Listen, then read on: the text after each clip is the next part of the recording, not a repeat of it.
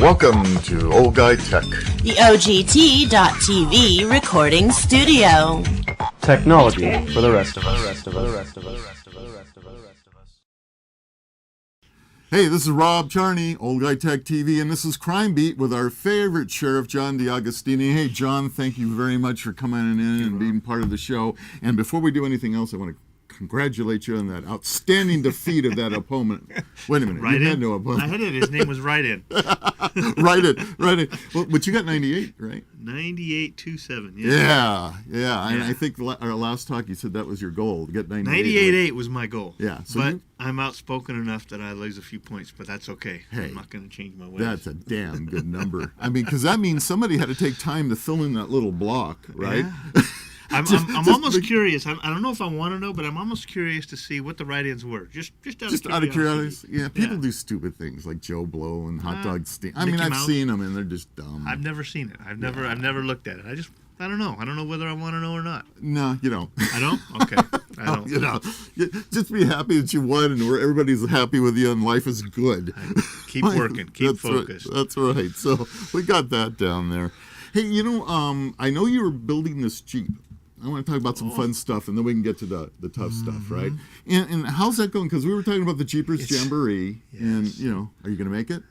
No. Not in my Jeep. Yeah, okay. I haven't touched my Jeep in a month and a half. I've just been for whatever reason, it wasn't the campaign, because I didn't have to campaign. It wasn't like it's hard to do, right? It's just, work has just been busy lately, administratively, operationally,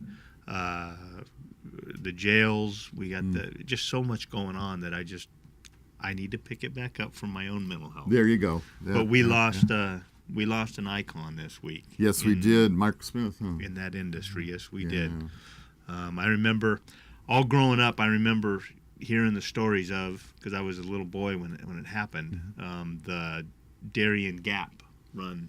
Okay. That Mark and Mike Arnold and Kenny Arnold and a bunch of guys went on from the southern tip of South America to Alaska. Right. Yeah. And can you imagine doing that? It's just it's unbelievable. Well, I had always heard about it, and I'd heard Mike Arnold tell the stories. Right. And about 2 years ago, I was talking with Mark and Irene. Irene at a Jeep function. Mm-hmm. And I was talking to him about that and just kind of picking his brain and listening to him reminisce about it a little bit. And he says, there's a video out there on that. And I said, I'd love to have it. I'd love to see that. And he says, I'll get you a copy. Cool. So I have a copy, a DVD copy of it, and it is fantastic. Oh, it sounds like fun. Can you imagine the prep for that kind of trip? Oh, what an adventure. Oh, man. What an adventure. How long ago was that, though, out of curiosity? Gosh, was that had to have been in the early 70s. I was going to say late 60s, early 70s, because I'm sitting here telling myself, could we do that now? I mean, things are so difficult now, They probably have to file 30 permits and environmental. Oh, yeah. I mean, and then how many bribes are you going to have to give in South America to get through these border Well, I don't know if they checks didn't have to do that. Even back then down in that country. I'm sure they did. But some of it. He was a good guy. Yeah. Good guy. I get a little philosophical now, but everything comes to an end, and even the good ones. And I think he had a life that he loved, and look at what he got to do. Oh, man. And, we're only here a short time, so that's so cool. That is really cool. So good to man. the family, the Smith family, our condolences, of course. And, it's going to go on, and his name will stay with it forever, I believe. And so good job to Mike and Mark and the family. Thank you very much for everything that you helped out with. And let's hope this Jeepers Jamboree goes really well. And it should be fun. Now, are you gonna helicopter in and zip line down? I'll probably drive in or ride in. Okay. But just not my own Jeep. It'll probably be the county's Jeep. We're working with Jeep Corporate right now. Right. And I started this conversation actually with the assistance of Mark, talking with Mark about, we have I can't remember, it's an 07 Jeep that we run up on the trail that's built very, very well to take that abuse day in and day out. Right. We had a couple problems with it, And I talked to Mark for some contacts in corporate to help us out because it was an ongoing issue that we had been dealing with. And for their Jeep Rubicon model that is named after the Rubicon Our Trail, Rubicon. you would think Yeah. that they would, overcome this issue, and they have. They've worked with us great. But in the conversation, I brought up with the rep, who is named, believe it or not, Jim Rep. Perfect. Perfect name. I said, we are the chief law enforcement agency in the county that has the majority of the Rubicon Trail in it that we patrol. Right. And I'm not asking for a favor, but it would seem like it would be really good marketing and PR if our patrol vehicle was your Jeep, donated by Jeep. We'll put all your markings, all your placards on it, and everything else. It's perfect. It's a perfect marriage. And? So actually, it started the conversation, Oh, good. and we're Good. working very closely with them. We're very close right now to hopefully having a new Jeep Rubicon. Yeah. The big one, the 4-door. 4-door. Okay. Along with funding and extras to get it to That make would it be even so more cool. trail ready. So it is, and now we have through OHV money and some other monies, revenue streams coming into the county. We actually have 2 deputies on the trail now. Great. So we have Timmy Peterson full time on the trail, and then we also just assigned another deputy, Deputy Steve Wunschel, who will be up there assisting him. What a nice beat. Oh, if I was a Wouldn't young that be deputy, neat? can you believe that? Getting that gig? What a What a job, gig. man. It's a great God. gig. Did you make people bid for that one? They actually do have to apply Yeah. and go through the whole process, and then we make a selection. But they're busy. I mean, they're Oh, up yeah. there and they're Oh, yeah. busy, and the work that up until now Timmy has done on that trail and other guys that have worked up there. We're seeing the change in the attitude of preservation and keeping that trail open, Right. because it was getting to a point where we were going to lose it. Yes. We were going to lose We that came trail. close. They were going to close that trail. Yeah. And quite honestly, at the appearance of some of the areas that were being abused, it maybe even rightfully so, Yeah. because people were just not respecting what was up there. No, they weren't. They So, weren't. but now they are. Yeah. Now they are, and Well- it's mostly education and contact. We write very few tickets. I think if the any. groups themselves, they Stepped go. up. Yeah, they stepped it up. They were working. It may have been last year and the year before, really hard to clean up all the crap, literally, and all the stuff, and clean up the trails and get things right. Yeah. And I haven't been up there recently, so I understand it looks really good. Oh, it's beautiful. The Yeah. county stepped in and taken over with the maintenance of the trail. It's beautiful. It's a Yeah. beautiful, beautiful trail. It is. It's a beautiful trail. Yeah, it It's is. fantastic, And you and know I what? will be up there. And there's different levels. For those of you that are new, you got a Jeep and you haven't taken out, you don't have to do the real tough course. You can take the easier one and you'll love it. You'll have a ball either way, because I can see having a car payment on that Jeep and rolling it. Yeah, and I would encourage folks, don't go, even I personally would not take a bone stock Jeep Yeah. up to the Rubicon Trail. Yeah. Even a bone stock Rubicon. Maybe a little bit of oversized tires. That would probably be all you need Yeah. to be okay. Just You know, a some little shock bit bigger work, tire. a little bit, and And if you Yeah. want to be a little bit more safe, some body armor. Yeah. Things like that. But a bone stock Jeep off the showroom floor, you just I've seen it. I've seen guys up there, and I've seen what other people Mm-hmm. have to do to help them through the trail, and they're dragging them through some real technical spots. Yes, And don't cry if you get a few scratches. because that's what it's for. That's what you're going to get, a few scratches you're if you going have to, that yeah. stock Jeep. Yeah. Now, if you got a built rig, you can go through and never put a Ding in at all. Not No, at all. absolutely. You know, the right suspension, the right tires. I mean, we've got a ton of guys in El Dorado County, by the way, that specialize Oh, yeah. on helping, if you can't do it yourself, Real good and helping people. you build up these Jeeps. And these guys are just incredible. Really what they do. good people. Yeah. Really good people. So, but no, I haven't touched my Jeep in a while. I'm still at the phase. Where was I last time? I got my rear end torn apart. Didn't you say rolling? You're not quite rolling I'm not yet. quite rolling yet. I got my rear end I got to put back together. My front end I got to go through. I did get all my outriggers welded on for my rear suspension. That's all done. My fronts, what am I? I just put the frame extensions on. I got to put the new cross member on the front. We're getting there. It's cool. Little by little. It's cool. It's cool to have a project like that. You know, if I'm just not, I can do the welding and the building and all that, but there's a few technical things that I'm just not really good at. You know, the engine part, yeah, not so hot, and you know. Me neither. Yeah, but so what? I got great friends. There you go. God bless there them. you go. Yeah. If I didn't have so many doggone irons in the fire, I would do it too. I'll tell you, it's a fun thing. I started. I haven't worked on the Jeep, but the little bit of time that I have had here and there, we talked about it a little bit earlier. Yeah. I actually started shooting again. Yeah. To get, and the reason I did it was I went to the annual state sheriff's conference, and I've never shot the competition. Sure. Right. Every year they have a nice shooting competition. And I know who the hot shots are because they're the ones that always win. Well, This year I thought, well, I'm going to go shoot because I can win this. Well, you're a good shot. I'll win this.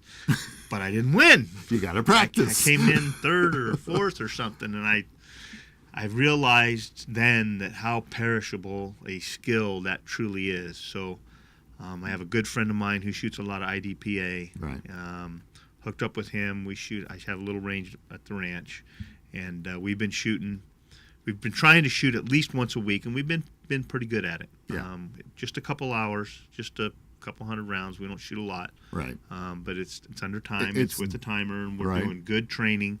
And it's coming back. It is coming back. Just in the last 3 or 4 weeks, I've seen my times and my accuracy really come together. But right. my problem is I can't see my sights anymore. If I wear my glasses, then I can't see the target. You were at the point. I had so many guys when I was younger and running the range. I was the hotshot range safety officer, and guys started getting in their 60s, and you're going, "Where the hell's the sight?" Yeah, it's real. It's tough. It's real. It's real.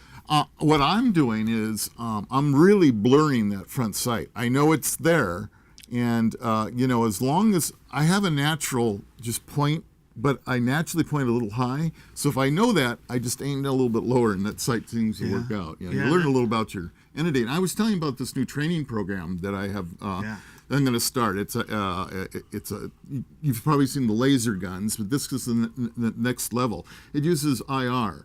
And so, in other words, there's no dot. You're not chasing a laser dot anymore. It's like you're really firing. And so what you do is that you set up the program. It'll actually tell you you can do 5 different targets. You could do the head, you could do the chest, you could do another guy over there or whatever. And the computer will say target 3, target 4, and it'll time your reaction times. And it'll also show if you didn't shoot properly or you shot twice when you're only supposed to shoot once. It breaks it all down. Nice. And I was playing it last night, and what a great way of getting people, particularly new people, an idea on how a gun really works. It's based off the full-size Glock 17, and so it's a full-size gun. It weighs like it has a removable magazine. It's just got lead in it. And so you can put a reload sequence into it. You can do all this stuff. What a great way to train without having to actually go out in the forest and do it. Perfect. So I'm going to show you that. Recoil? Is there any recoil? No recoil. See, that's really good. Yeah. No, that's not a problem. That's a good because dry firing and recoilless training like that is fantastic because what gives bad habits is recoil. Yeah. That causes the bad habits. It does. The flinching, Because the they'll milking, palm, they'll do all kinds of things. Absolutely. Right. Absolutely. Yeah. So you build that muscle memory without it, and then you carry that over into live fire, and it makes fantastic. a difference. Absolutely. Yeah. This is just great. I'm just having a ball with it, and I think it's going to be super for the classes and the training with it. I think it's going to really show some people. And one of the things I want to show some people sometimes is, they're carrying concealed. Well, how quickly can you get to that concealed gun? And I think we're going to open up some eyes. Absolutely. It's not like you see in the movies. And presentation from concealed, to have a safe presentation from concealed. Right. People that one of the things that drives me nuts, and I've carried them, I've used them, but man, you got to be so careful with the cross drop. Oh yeah, I know. Oh, but it everybody is the best over way, here. though. It is. It works. I know. It's right here. But you sweep. It's right here. You sweep everybody. You sweep. I know. We came. I ended up training, learning, and then training. When you draw, it was a downward. Right. come down with it, so you didn't sweep everybody. Yeah, when I was shooting competition You at got to EPA, watch. You're still in yourself. you have to be. They still allowed. They don't anymore, but they still allowed cross draw, and it is by far the fastest. There's no doubt about it. But you have to be careful, like you said, in presentation. And so, hopefully, we're not getting too technical for some of you guys out there. But you can see our passion.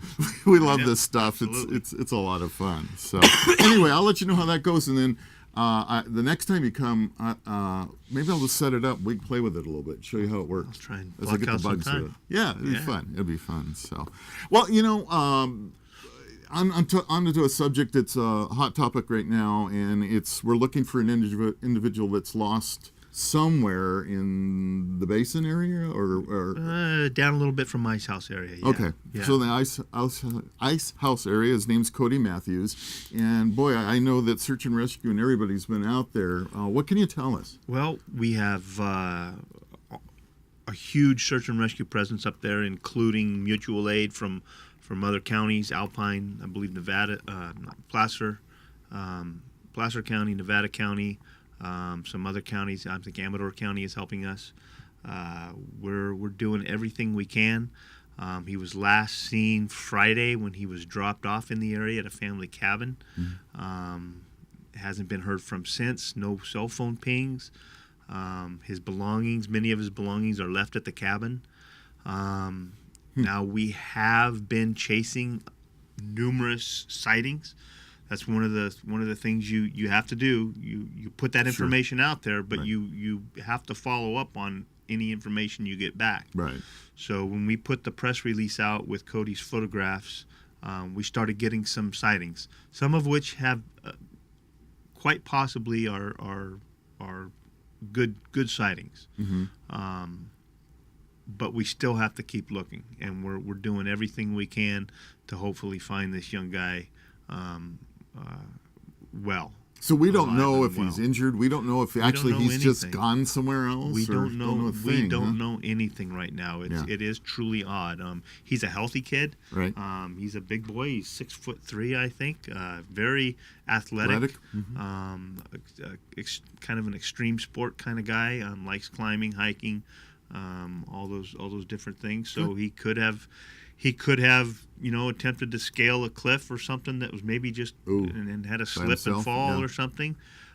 His family believes that he is a pretty good survivalist, that if he is injured out there, he knows enough to stay put, and as long as he can stay hydrated, he's near some water source, he'll be fine. Yeah. As long as we can get to him. But Well- we're chasing down every lead. We're getting numerous leads a day.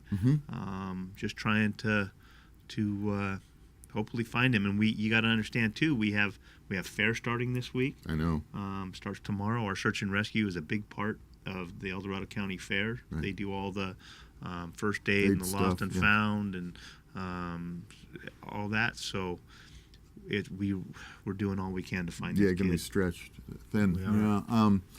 Was there initially a report that didn't? I heard somewhere that he got to the cabin, and I don't know if this is true or not, but got to the cabin and there was something wrong, and he did call home. I didn't hear that something Okay. wrong and he did call home. I know that we did have a ping on the cell phone from that area. Okay. All right. And we're tracking it. I'm not sure if it was a usage ping or just a check-in, Right. polling ping. Yeah. But I have not heard that. I was just curious because I so many stories out there. That was one of them, but I have no idea if that's true or not. But hopefully, Cody, that if you are out of your area and you're anywhere near a phone, please give a call because. And I would encourage folks too to go to our website and at recent press releases at the bottom of our front page. Right. There's that press release and it has Cody's photographs, and I'd encourage everybody watching to go there and read the press release and look at those photos. Yeah. And that way, if keep your eyes open for us. If you see him maybe disoriented walking around, maybe Right. you got who knows. Anything could happen. Anything could happen. Then the good news, we don't have to worry about the nighttime temperatures dropping severely, No. and so he's got some things in his favor if he is injured, and if he can stay hydrated, Yes. he'll do okay. So. Yep. Let's again to the Matthews family. We hope everything turns out well. Sounds like Cody's a a good physical specimen, so he should probably do very well out there. So I have a good feeling. I think everything will work out really well. I hope so. So let's talk about, since we're talking about summertime, let's talk about people just to be aware a little bit about do's and don'ts during this real hot weather. And we could start it out with the simple do's and don'ts. I hear all the time about people leaving their pets inside their vehicles with just a little crack. And what's your suggestion on that? In the temperatures when they're as hot as they have been in the last few days, and it's coming down again here shortly, but, when you're talking 100, 102 degrees, 98 degrees, folks, don't leave your pets in your cars. Even if it's for a little bit, you're going to run into a store.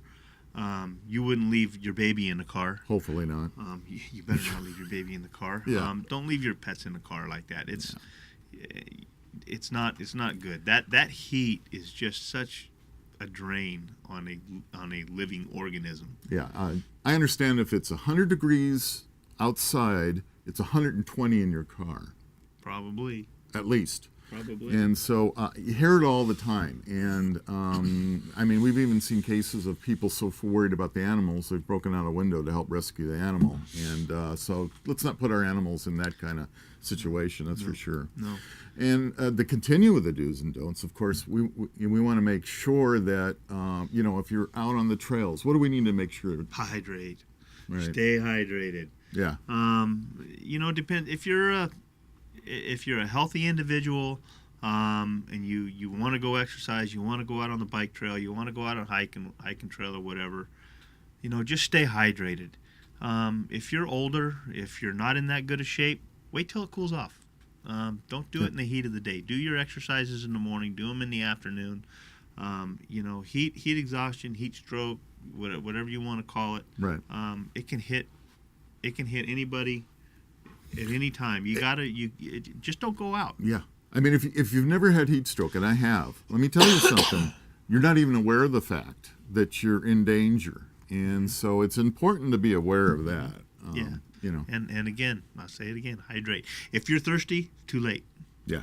Drink until before you're thirsty. You see me and Rob both got glasses of water here. Yeah. It's warm outside. We're in a nice little air-conditioned studio here, but thank God for air. When that's over, I'll go back out and get in my truck that'll be 120 degrees inside and turn the air conditioner on and wait for it to cool down. That's right. So we know that if you're going to hike, you need to be hydrated. Also, there's clothing choices you can make out there. There's a lot of nice wicking clothes. Make sure you have a hat. Cover yourself up. Sunscreen's always good, of course, and the usuals. And I know some of you are rolling your eyes. Yeah, we know this, but it never hurts to hear it again. And to get a little idea of the dangers that are out there. And since we've got probably the best county in the state for hiking and trails and everything, you got to be really aware of your physical condition and where you're at. How are we doing on any crime issues on the trails? Has there been anything going on recently? Nothing major that I have heard of. Okay. Unless you've heard something that I don't Well, know. not in our trails. I know the American River Trail down in Sacramento has been having some problems. And but I was always curious about, how's it been on our trails up here? And apparently there was one little thing that wasn't a big deal. Somebody jumped out of the bushes at somebody and back behind Walmart area, something like that. out there Yeah. off of Forney. Yeah. That was last year. Yeah, I think that was last year. Yeah, it was a while ago. But so the other thing that you also have to be is, and I call it situational awareness, is always be aware of where you're at also. And try to go in pairs if you can.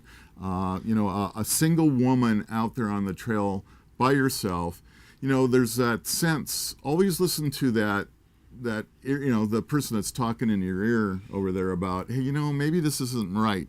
And I teach all my classes, there's no shame in retreating.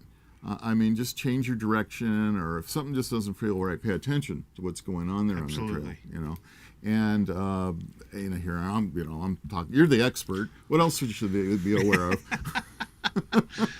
Well, all everything you just said. A lot of it, we say is common sense, but sometimes we have lapses in common sense. What you just mentioned brought something to mind about that feeling. We'll call it a gut feeling. Right. We tend to ignore those. people, humans, we tend to ignore those. Right. And I can't remember where it was, and it was some training, and they were talking about cops and their gut feelings and dealing in investigations and dealing with calls for service. Right. And they were talking about the animal kingdom, and if just watch a cat, just watch a house cat, a feral cat, whatever it is. Watch them when they're walking. You ever watch a cat that walk along and they'll stop and they'll look? Mm-hmm. Well, then they'll move on a little ways and they'll stop and they'll look. That's a survival instinct in those animals. You think about a deer or Right. whatever it is. They have predators that want to kill them and eat them all the time. They have that gut feeling like something's not right, and they're looking around. They have that. That's what keeps them alive. We have that too. We don't listen to it. Don't listen to it. We That's don't right. deal with it. We don't take it into account. Well, you can. I don't want to get philosophical here or whatever you want to say, let's but do it. Yeah. when you have those feelings, stop. Take a look around. If something Exactly. feels like, you know what, maybe I shouldn't be here, or this doesn't feel right, get the heck out of there. Cops do it all the time. I mean, we have to. It's survival. Yep. And if they don't, they need to start learning how to and teaching themselves to that. When you're approaching a car on a simple traffic stop, Yes. if something doesn't Let's feel feel right. right, maybe walk a little bit slower. Maybe if it's nighttime, use your flashlight a little bit more than you normally do. Don't get complacent. And it goes for the same for just regular folk. Oh yeah, Don't absolutely. get complacent. You know, in my training for concealed weapons permit for people, this is one of the things I talk highly about is retreat. And I think the best thing that you can do, you get that feeling, or you look down the block and you see a group of guys together. That's one of the biggest tip-offs for me. No matter what, I avoid that situation, and there's no shame in withdrawing. And that's one of the big things I teach. There's no shame in that. If you can cross the street and get yourself out of it, cross the street and get yourself out of it. If there's just no other way, go back to your car and be aware of what's around your car. And the other problem is, we talk about automobiles. If you have a gut feeling at all, walk around your car, take a look. So is a window broken? Is something not right? A couple of years ago, well, it's longer than that, my wife had her car broken in during Christmas time. And they broke the window to get inside. And, she was smart enough. She saw it. She says, well, okay, something's really wrong here. And went and got security. And sure enough, they had broken the window and stolen. Even though she had it covered and it was out of sight, they still broke in. So it does happen. So you need to be aware. Awareness is a good thing to learn, and listen to that little backside there. I think it's important. And law enforcement teaches this, and I teach it, and it's something for you to learn too. So we've got the kind of the do's and don'ts, and summertime's upon us here. How's the river flows? I haven't been paying attention to that. They're down. Yeah. They're down, but keep in mind that all of our rivers are the major rivers, the American, are controlled.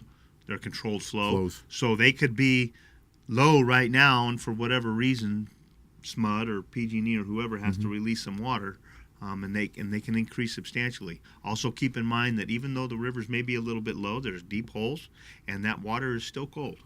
It's even from though ice, it's guys. 100 and some degrees outside here, that water's still cold. And the body does funny things when it goes from hot weather to cold water. You can get cramps. You can get cramps very, very bad and go under. So always, water safety. Please be careful. Vest. Make sure you wear that vest. Yeah. Don't be macho. Wear that. That can save your life. Yep. Yeah.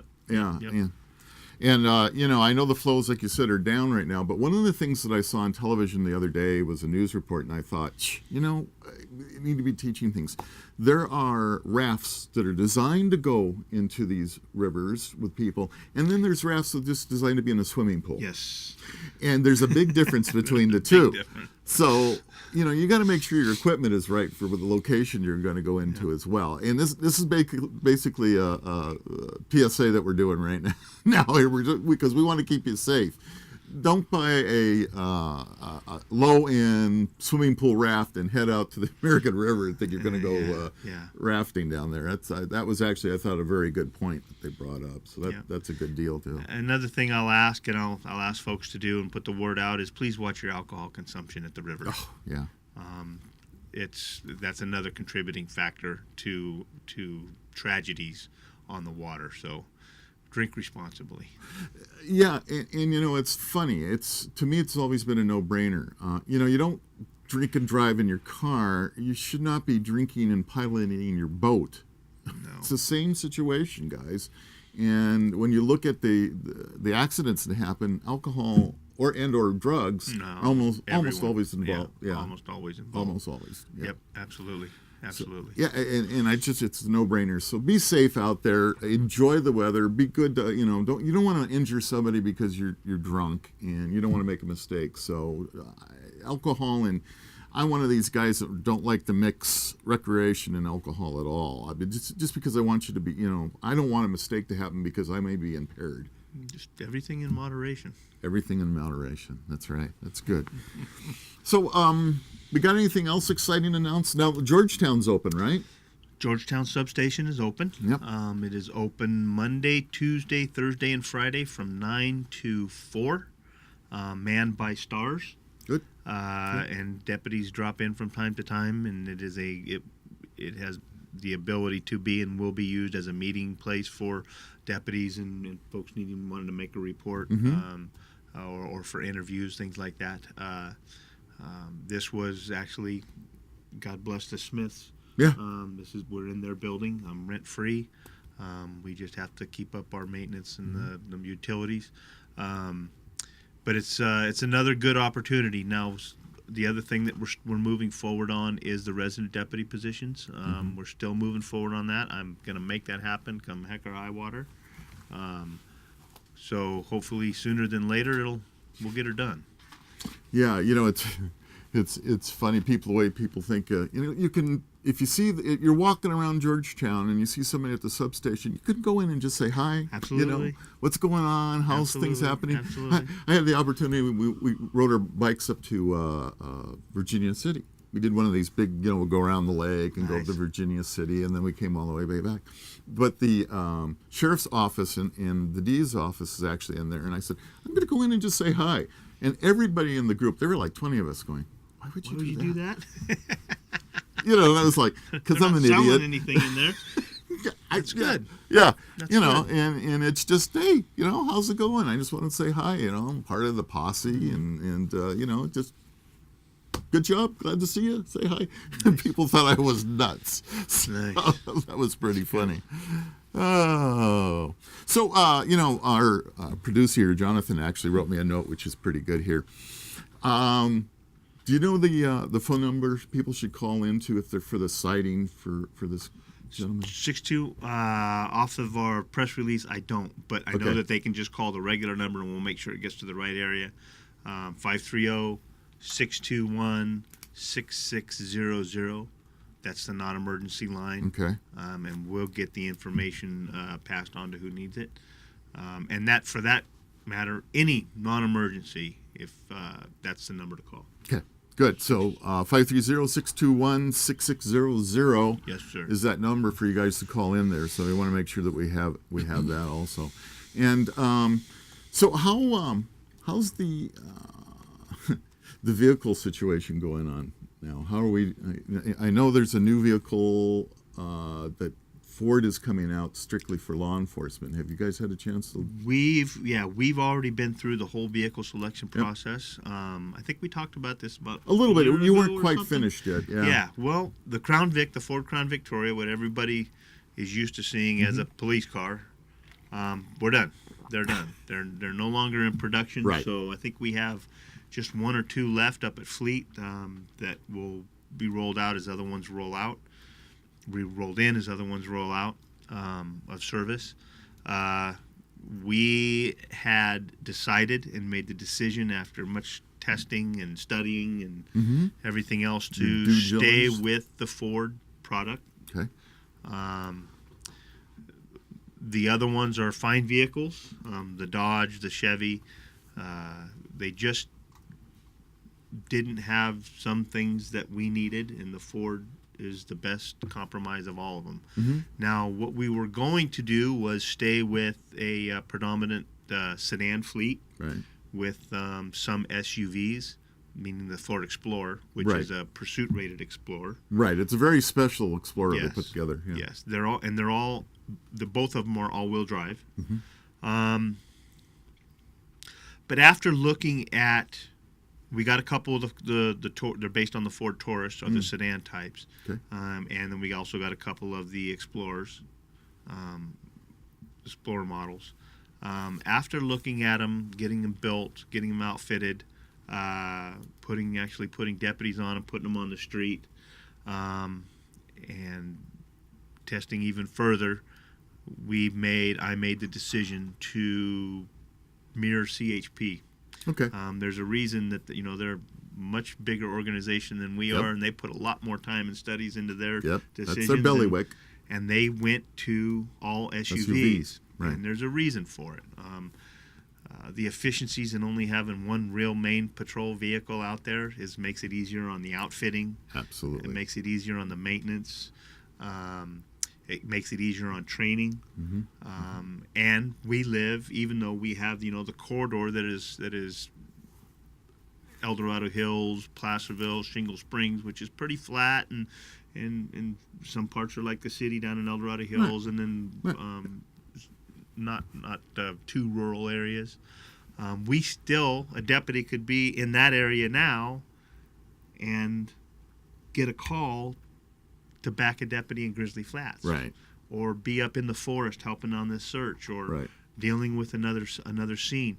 And the SUV just makes a lot more sense. The total cost difference from the sedan model to the SUV breaks down to roughly $1,500 per unit. So it's costing taxpayers $1,500 more per unit per vehicle. And I don't think the mileage difference was all that great. No, between no, the two. no, They were very no, similar. Very, very, very similar. Yeah. So I think that trade-off is worth it. I think the cost to benefit is worth it. So you will see us transitioning from sedans to all you will see at the sheriff's office is SUV types. Right. We'll still have the expeditions, the bigger ones, for heavy snow, for Tahoe, Right. for very rural areas, because they have the ground clearance. Even though this Explorer is all-wheel drive, and it's a fantastic vehicle, and it is pursuit rated, So it's gonna the be lower. lower of center of gravity. Right. So we don't quite have that ground clearance. So we're still on a learning curve. Yeah. But it's going to be a fantastic vehicle. Another option that I'm looking into, and my guys are looking into a little bit here and there, is over time, maybe even outfitting some of the outside areas, the 30 beat, which is South County, the 40 beat up north or whatnot, in a truck, like I drive, an F-150 Right. quad cab. One of the concerns that we have looking at that is, for me, it's fine. I don't have the big computer and all that other stuff in my Right. truck. Right. And all of that you see in the front is backed up by a bunch of big Stuff in equipment the in the back. trunk. Right. So with the truck, you're kind of limited on storage and where you can put all that equipment and have it safe and secure and watertight. Right. But we'll see. We'll see which way we go. But you won't be seeing sedans on the roads anymore over time. Yeah, I did have an opportunity when I went to a tour of the CHP Academy to sit in the SUV that they're going with, and Nice. comfort-wise, I mean, if you guys realize how many hours they sit in their vehicles, you do have to think about that driver a little bit. Yeah, that's their office. Yeah, that's that's a their patrol office. deputy's office, and they work out of that vehicle and in that vehicle, and they're in it all Yeah. day long. So And so you have to have some comfort, and they seem to be really, really good. And like you said, CHP, that's all we're going to see from CHP coming forward here pretty soon. How are you going to leave them all white with just the star? Yep, that's cheap. That's cheap. We like that. I've had people ask me, can we go back to the tan and white, or how about a black and white, and how about a new decal package, really nice looking? Wouldn't that be sweet? Yeah, that'd be great, but that all costs money. So I we think don't just need the it. star with the name looks pretty good to me. I think it's Perfect. fantastic. Yeah. You look at it. I remember a number of years ago, I think it was when Don McDonald was in, he wanted that nice green stripe, and the fancy stuff, and it looked ugly. I didn't think it looked real police-ish. we need to look respectful. Yeah. And people need to know when they look at it, okay, that's the sheriff. Right. That's what they need to know. And I think that we've accomplished that with we did change the style of the badge on the doors. As last year we went to a different material that it's more reflectorized at night. Right. So it'll be safer. Good. And the cost difference was minimal, but that made sense. But when you look at our vehicles, you can tell, okay, that's the sheriff.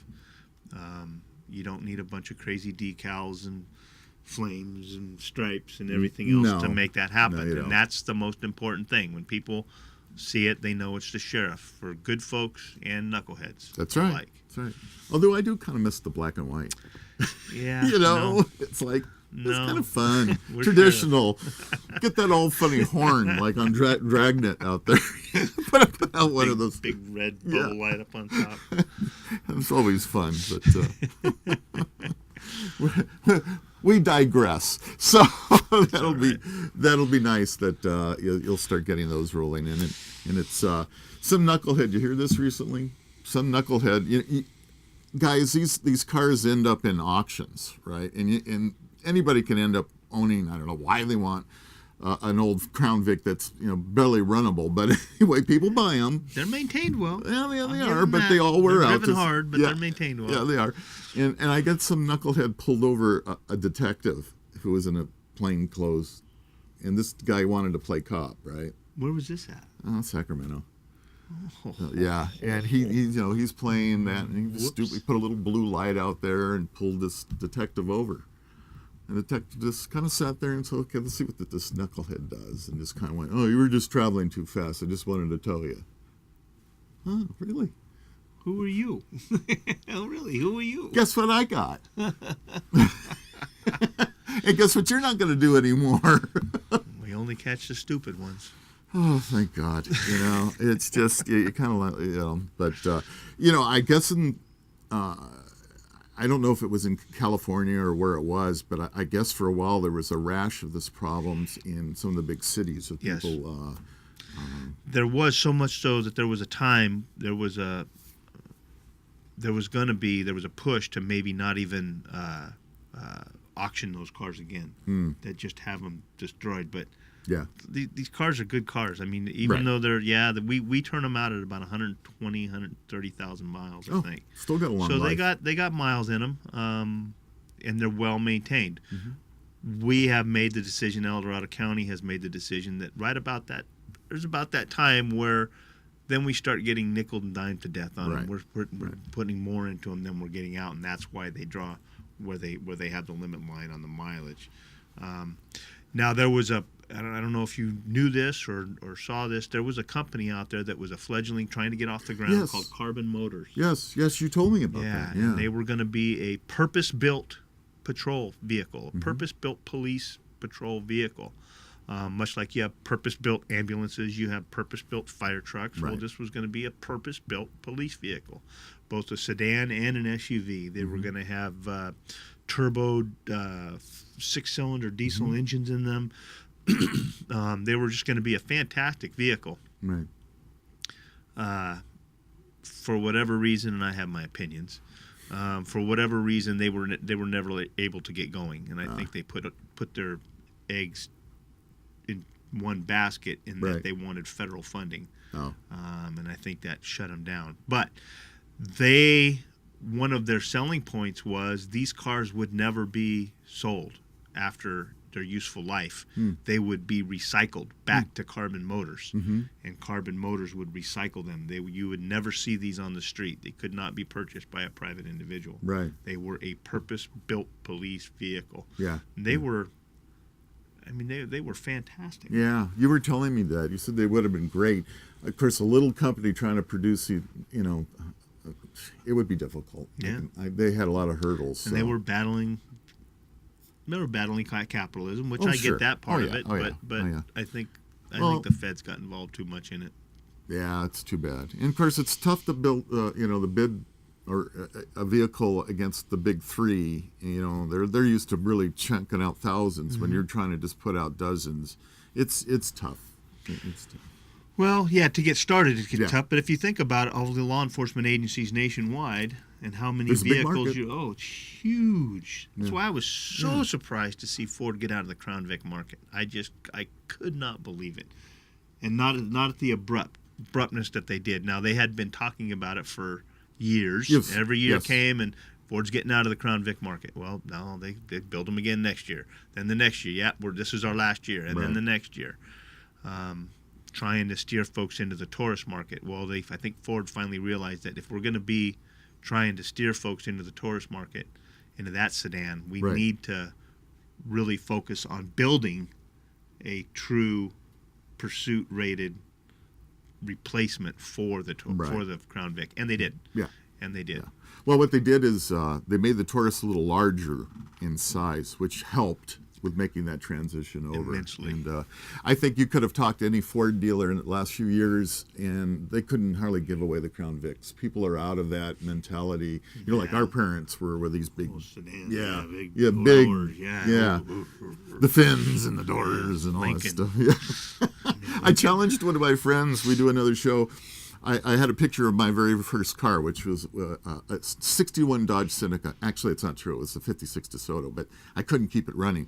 I ended up buying a 61 Dodge Seneca, which was it came off a run from the CHP. They had overbuilt that year, and they put a number of them up for sale. Really? Yeah, so I actually had one of them. It had beefed up shocks. It had the beefed up engine. I mean, this thing was a beast. It weighed, all steel. Nothing's going to stop this thing. It's not plastic. But it was a lot of fun. But it was so funny to look at it and talk about that vehicle, because there were a lot of CHPs out there with that particular car. So, Nice. but it was fun. That was a fun circle of memory, because it was I do a show called Opinion versus Opinion, and there's three of us, and that's for you guys out there if you're watching. It's an opinion show with a liberal, a moderate, and a conservative, and we battle out a topic of the day. Well, our liberal friend has been a friend since elementary school. I've known him my whole life, but he's been a car guy ever since. And I just held up the picture of it, and he said, "I know exactly what it is." He got the year and the model exactly right, except that it was either the Seneca or the Dodge, and it made a difference on the interior. He even got the fact that it was a Seneca right. Really? Yeah, I couldn't believe it. I just, some of these guys are so into these cars. It's unbelievable. Me, there was a time, we're so off topic, I can't believe it, but there was a time where you could look at a car and know right away, what was it? Ford, Chevy, Dodge, Pontiac, whatever. You could just look at the body style and you knew instantly. I dare you to do that now. They all look alike. It's And just a lot of different manufacturers, a lot more manufacturers than there used to be. And you got to go in and look at the badge to try to figure out what the heck this thing is, because I can't tell it, And I don't understand this. Doesn't seem to be, any artists really creating these nice looking cars. They all look the same. And Yeah, but the Camaro doesn't. the Camaro's kind of cool, huh? Oh, there's a nice looking. I like the cars. Charger. Yeah, Yeah, like but that the Camaro is cool. I like I will admit, but I can't afford a new car right now, so I'm not even going to look. I buy used anyway. So anyway, anything else you'd like to talk about? We've been rambling on here for a bit, which is fun. I want you guys to know we have a good time doing this. So, we're still moving forward with the headquarters. The county's in Oh, yeah. negotiation on properties for that.